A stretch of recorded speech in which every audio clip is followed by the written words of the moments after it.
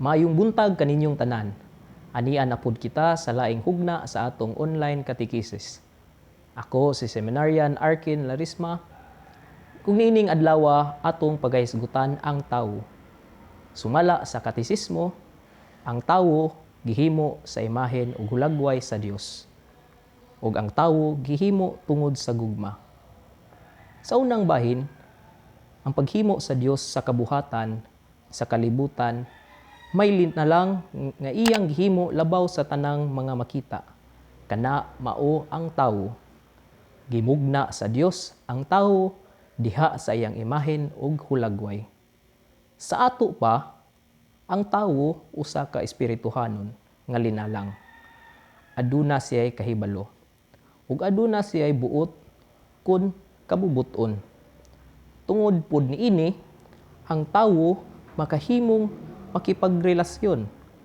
Lahi sa mga hayop nga naglihok, sumala lamang sa ilang mga animal instincts.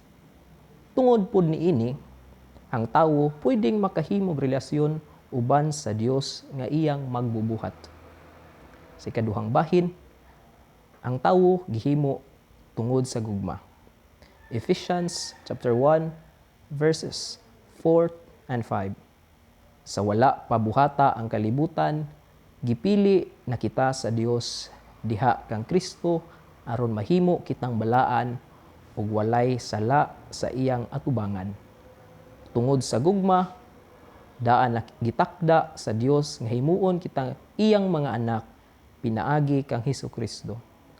Mao kini ang iyang kagustuhan.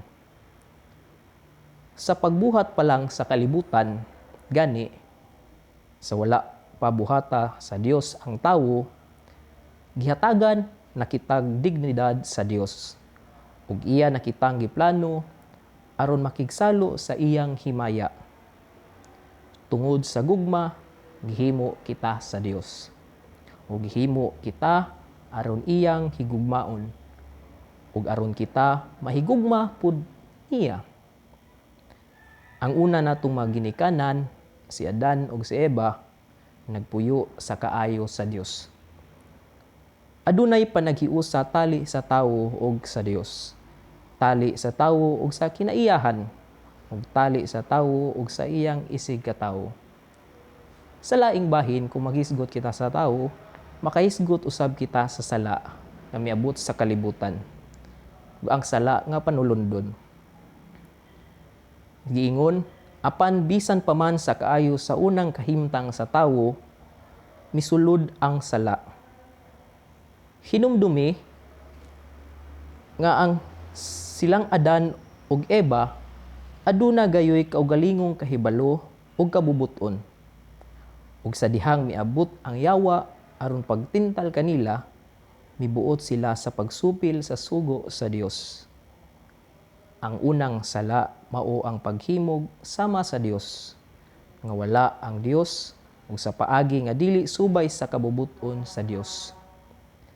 Kini nga sala, ang pagkamahimong kaugalingong Dios, maoy hinungdan sa uban ug tanang mga sala.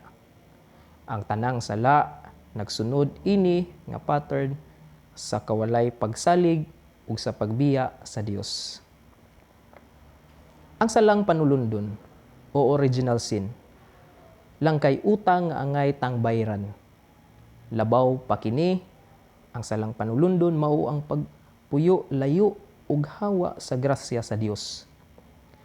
Ang una tang mga ginikanan nahibulag sa Dios, mao nga ang ilang mga anak, kita, gipanganak pud nga wala na sa grasya sa Dios. Ug gamit kitag ehemplo, may usa ka pamilya nga kwartahan.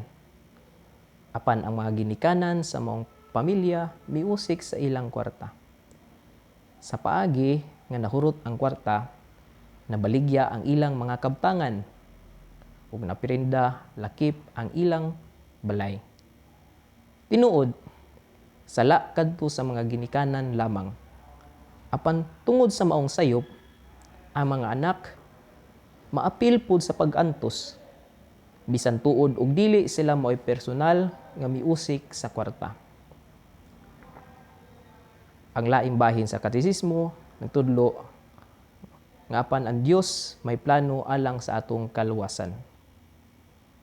Bisan pa man sa maong sala, ang Dios buot gihapon nga luwason ang tawo ug iuli ang nawala nga grasya. Hinuon, iya kining gipaagi sa taas nga proseso nga mao ang salvation history. Ang Dios mipili ug ang mga tawo aron himuon niyang instrumento sa iyang kaluwasan ug sa bag-ong relasyon tali sa Dios ug sa tawo.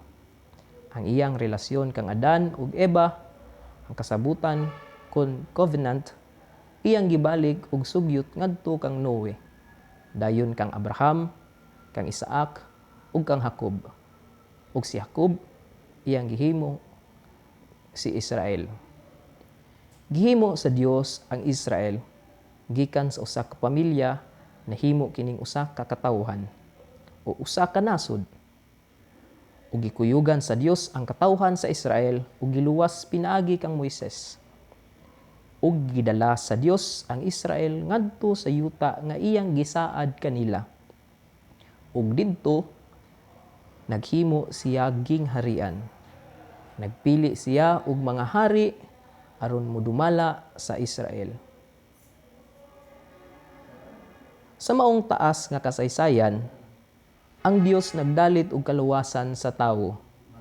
Ang tawo usanong pagsugod apan kadugayan mibalig sa sala. Ang sala magdala og kadautan. Maong ang tawo mosangpit na pud og balik sa Dios.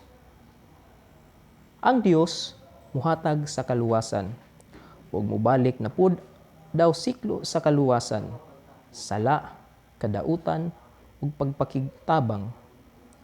Sa kaulahian, sa pag-abot na sa hustong panahon, gidala na sa Dios ang labing dakong kaluwasan alang sa tawo. Siya mismo ang manluluwas, si Hesukristo. Kana sa sunod nga kapitulo niining atong series. Ug mao kadto ang atong topic alang niining atong online catechesis.